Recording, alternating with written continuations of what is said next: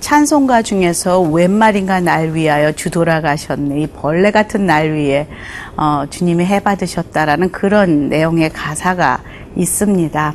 처음 그 찬양을 들었을 때 하필이면은 왜 벌레라고 그렇게 표현을 했을까라면서 생각했던 기억이 있습니다. 하지만 주님 안에서 저를 바라보면서 세월이 갈수록 정말 내 안에 죄가 너무나 더러워서 벌레가 아니라 오히려 오물 쓰레기라 해도 정말 나는 그거보다 더 더럽구나, 더 어찌할 수 없는 죄가 내 안에 있구나라는 것을 고백하지 않을 수가 없습니다. 그런데 오늘 말씀 속에서 한 여인에게 너는 개다라는 그 말에 이 여인은 자존심 상해하지 않고 예수님을 다시 붙들고 나아가는 것을 발견하게 됩니다. 그 스로보니게 여인 한번 만나보겠습니다.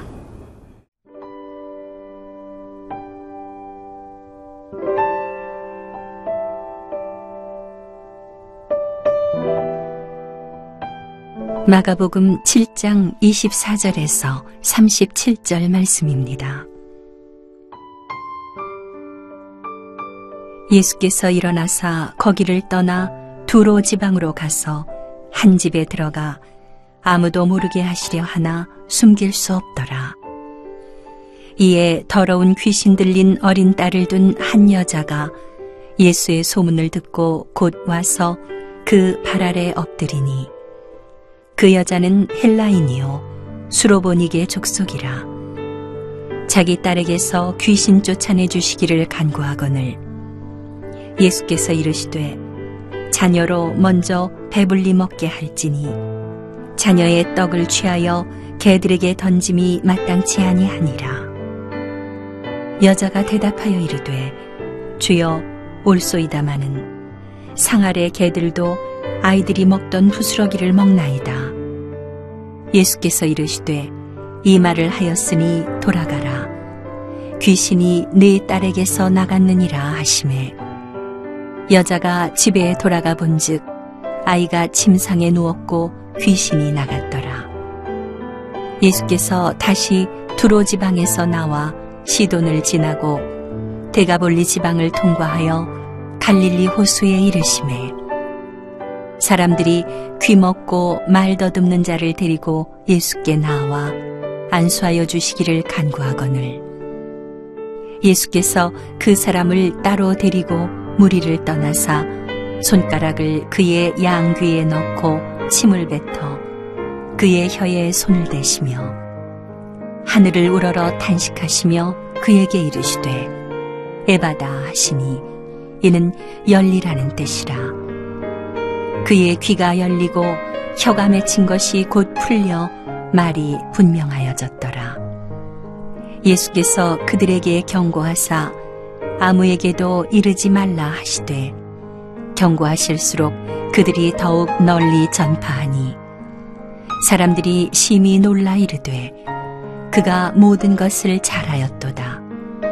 못 듣는 사람도 듣게 하고 말 못하는 사람도 말하게 한다 하니라. 하나님의 아들이시지만은 인간의 몸을 입고 오신 예수님, 많은 사역과 매일매일 만나는 병자들, 또 인파들, 계속 가르치는 그 사역에 지친 몸으로 이제는 조금은 쉬기 위해서 갈릴리 지방을 떠나서 북쪽에 위치한 두로와 시돈 지방으로 올라가십니다. 그러나 그곳까지도 이미 예수님에 대한 소문은 퍼져 있었습니다. 24절에서 26절입니다. 예수께서 일어나사 거기를 떠나 두로 지방으로 가서 한 집에 들어가 아무도 모르게 하시려 하나 숨길 수 없더라.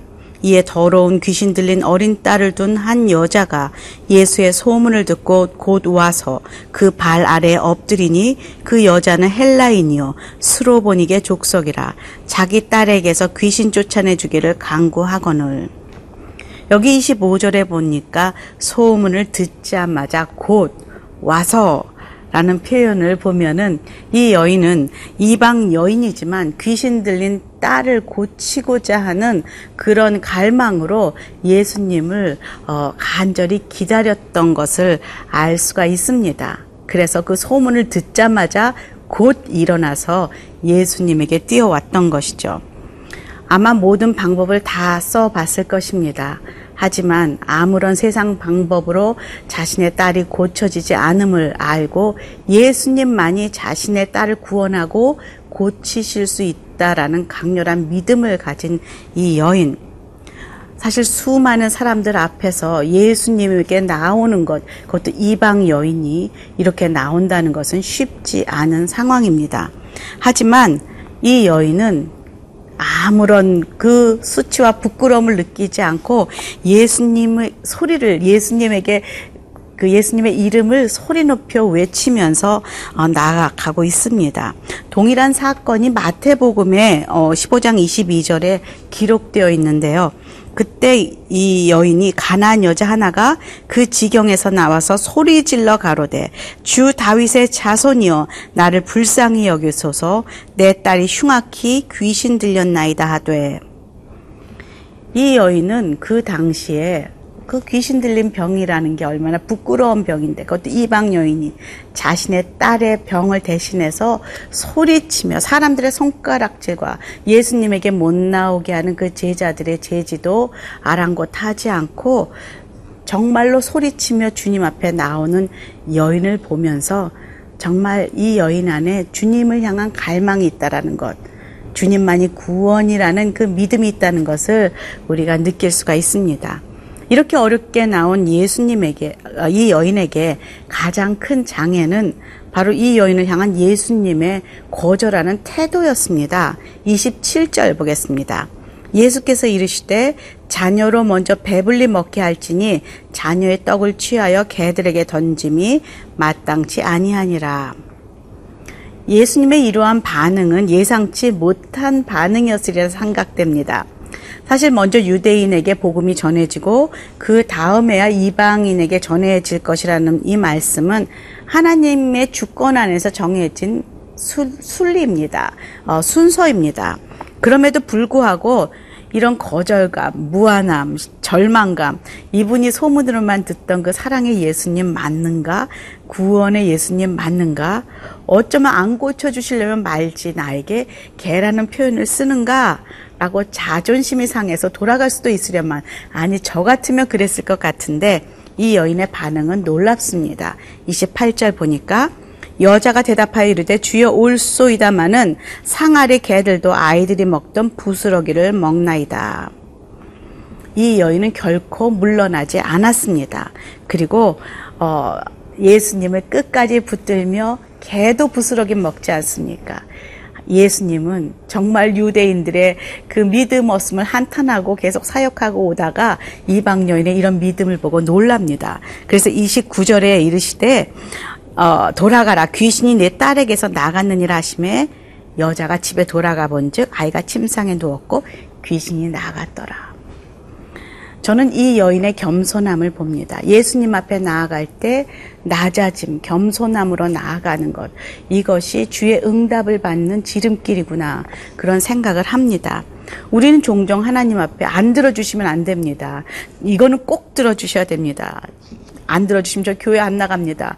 이런 협박 비슷한 것까지 하면서 하나님 앞에 나아갑니다. 하지만 이런 겸손한 태도는 바로 예수님이 우리를 위해 하늘 보좌 버리고 이 땅에 오셔서 개가 아니라 더 처참한 모습으로 십자가에 돌아가신 그런 모습입니다. 저는 또 이 여인의 모습 속에서 중보기도가 무엇인지를 봅니다. 귀신이 들린 것은 자신의 딸입니다. 그런데 그 딸의 아픔을 품고 자신이 대신해서 예수님 앞에 나아가는 것, 그것이 중보기도구나. 그 딸을 사랑하는 마음으로, 그 딸에게는 예수님에게 갈 능력이 없으므로 그 딸을 대신해서 예수님을 향하여 소리치는 이 소리가 바로 중보기도구나라는 것을 배우게 됩니다.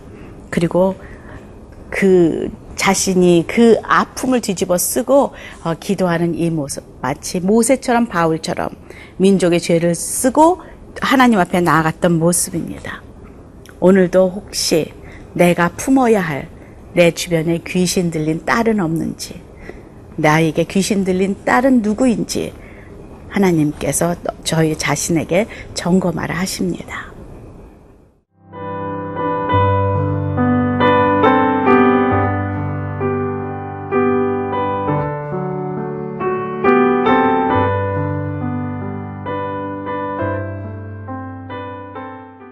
수로보니게의 여인은 능력이 없는 귀신 들린 자신의 딸을 대신해서 하나님 앞에 나아가 외치며 하나님의 자비를 간구했던 그런 중보자의 모습을 보여주었습니다. 우리는 우리 자녀들을 혹은 우리 남편과 이웃들을 중보하고 기도할 때에 그들에게 자꾸 왜 그렇게 똑같은 죄를 짓는가, 왜 너는 그렇게 능력이 없는가 라고 자꾸 잔소리하고 말하는 것을 멈추고 그들의 죄를 내 것처럼 품고 하나님 앞에 나가 기도하는 모습을 하나님께서는 이 여인을 통해서 우리에게 가르쳐주고 계시다는 것을 알 수가 있습니다. 이 모습은 마치 예수님께서 십자가에 달리시면서 저들의 죄를 용서하여 주십시오, 저들은 저들이 하는 짓을 알지 못한다 하며 그 죄를 품고 십자가를 지셨던 예수님의 모습과 닮았습니다. 하나님께서는 오늘도 우리 주변에 있는 사람들을 위해서 대신 그렇게 기도하고 중보하라 말씀하십니다. 두 번째, 또 그 두로와 시돈 지방을 떠나서 예수님의 주 사역지인 갈릴리 지방으로 예수님은 돌아오셨습니다. 그곳에서도 어김없이 또 병든 자가 예수님을 기다리고 있습니다. 31절, 32절 보겠습니다. 예수께서 다시 두로 지방에서 나와 시돈으로 지나고 데가볼리 지방을 통과하여 갈릴리 호수에 이르심에 사람들이 귀 먹고 말 더듬는 자를 데리고 예수께 나와 안수하여 주시기를 간구하거늘. 자신의 힘으로 나아갈 수 없는 딸을 대신해서 온 자가 있는가 하면 지금 여기에는 지금 귀를 먹고 말 더듬는 자를 데리고 예수님께 나온 또 사람들이 있습니다. 이렇게 누군가가 어려움을 당할 때 대신 데리고 예수님 구원자에게 손을 붙잡고 나오는 역할을 하는 사람들은 참 귀한 역할을 하는 것입니다. 우리 주변에는 정말 이런 역할을 하는 사람들이 필요합니다. 힘들고 어려운 사람들에게 예수님을 소개하고 신방하고 전도해서 교회로 또 인도하는 이런 일들은 우리들의 몫입니다. 그리고 주님을 간절히 그들이 만나기를 간구하며 중보하는 일도 우리들의 몫입니다. 한 병든 사람이 고침을 받기까지 이런 숨은 손길들이 필요하다는 것이죠. 마치 중풍병자 네 친구처럼 지붕을 뚫고 예수님께 그 병자를 데리고 나아갈 때 그 친구들의 믿음을 보시고 수로보니게 여인의 믿음을 보시고 그 기도에 응답하시는 하나님을 우리는 새롭게 경험할 수가 있습니다. 그런데 이번에는 예수님께서 그 병자를 데리고 조용히 1대1로 만나 주십니다. 33절에서 35절입니다. 예수께서 그 사람을 따로 데리고 무리를 떠나사 손가락을 그의 양 귀에 넣고 침을 뱉어 그의 혀에 손을 대시며 하늘을 우러러 탄식하시며 그에게 이르시되 에바다 하시니 이는 열리라는 뜻이라. 그의 귀가 열리고 혀가 맺힌 것이 곧 풀려 말이 분명하여졌더라. 예수님께서 병자를 고치시는 방법은 정말 케이스 바이 케이스로 다른 것 같습니다. 수로보니게 여인의 자녀는 보지도 않아도 그저 고쳐주셨지만 여기 이 병자는 지금 조용히 데리고 나가서 따로 홀로 손가락을 귀에 넣고 혀에 손을 대고 안수하시면서 기도하는 모습을 보게 됩니다. 이것은 하나님의 주권입니다. 저에게 왜 그렇게 하셨습니까? 라고 물으면 저도 할 말이 없습니다. 그렇지만 하나님께서는 모든 사람에게 한 명 한 명 이렇게 다르게 다가오시고 역사하신다는 것을 우리가 깨닫게 됩니다. 이 집사님은 저렇게 축복해 주시고 박 집사님은 이렇게 축복해 주시고 또 저분은 저렇게 병을 낫게 해주셨는데 왜 나는 이렇게 돌아 옵니까? 라고 우리는 물을 수가 있습니다. 그러나 우리가 물을 것은 그것이 아니라 우리를 고치시고 우리를 치유하시는 그분은 하나님의 때에 하나님의 방법으로 아름답게 고치시고 새롭게 하실 수 있는 그런 전능하신 하나님이라는 것을 신뢰하고 인내하며 믿음으로 기다리는 그런 자세가 우리에게 더 필요하다는 것이죠.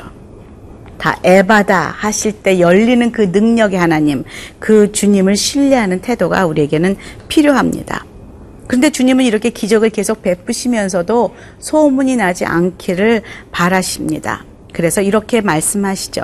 36절, 37절입니다. 예수께서 그들에게 경고하사 아무에게도 이르지 말라 하시되 경고하실수록 그들이 더욱 널리 전파하니 사람들이 심히 놀라 이르되 그가 모든 것을 잘하였도다. 못 듣는 사람도 듣게 하고 말 못하는 사람도 말하게 한다 하니라. 왜 기적의 소문을 내지 말라 하셨을까? 라고 좀 물어봅니다. 기적의 메시지는 이 동일한 기적의 현장 속에서도 그 들을 귀가 있는 자들만 듣고 볼 수 있는 눈을 가진 사람들만 그 기적에서 하나님의 영광을 보게 됩니다. 이 기적의 소문들은 병자들에게는 아름다운 구원의 메시지이지만 제사장들과 바리새인들에게는 예수님의 존재가 점점 불편해지고 그리고 경계의 대상이 되게 됩니다. 그리고 자신들이 이 불안을 겪게 되면 민심이 그쪽으로 쏠리는 것에 대해서 마음이 어려워 점점 예수를 죽이고자 잡고자 모의하게 된다는 것이죠. 이 시대도 마찬가지입니다. 돼지에게 진주를 주지 말라 하는 말처럼 그들이 준비되지 않고 이미 편견을 가지고 어려운 마음을 가지고 있는 사람들에게 메시지를 전한다 하는 것은 그들이 듣고 싶은 말만 듣는 시대에 우리가 살고 있다는 것이죠. TV도 뉴스도 자신이 전달하고자 하는 내용만 골라서 전달하는 시대에 또 우리는 살고 있습니다. 인터넷의 소문도 사실이 아닌데 사실인 것처럼 돌아다니고 또 사람들은 거기에 동요하는 시대에 우리가 살고 있습니다. 그래서 똑같은 것을 말해도 똑같은 기적을 보아도 지금 그 모인 사람들이 그것을 받을 준비가 되어 있지 않을 때 예수님께서는 지혜롭게 침묵하라 라고 말씀하십니다. 지금 안식일에 행한 모든 일들을 사람이 몸이 치유되고 회복된 것을 기뻐하지만 한편의 바리새인과 그리고 제사장들은 안식일에 그 병자를 고친 것에 집중하고 그것을 비난하기 때문에 아무런 소용이 없다는 것이죠. 그런데 또 재밌는 것은 이 기적을 경험한 사람들은 또 입을 막을 수가 없습니다. 자기가 보고 듣고 한 것을 지금 고백하는 그런 장면입니다. 정말 하나님의 복음을 전하는데도 지혜가 필요하고 그리고 하나님의 전략이 필요한 요즘입니다. 그렇지만 우리 주변을 보실 때 여러분께서 들을 귀가 있는 자들 그리고 들을 필요가 있는 자들에게는 지혜롭게 다가가는 오늘 하루가 되었으면 좋겠습니다. 기도하겠습니다. 하나님 감사합니다. 오늘 이 수로보니게 여인과 이 병든 자를 통해서 중보가 무엇인지 하나님께서 어떤 마음으로 다가갈 때 치유하여 주시는지를 보게 하시니 감사합니다. 그 하나님이 우리의 하나님 되심을 감사드리며 예수님 이름으로 기도합니다.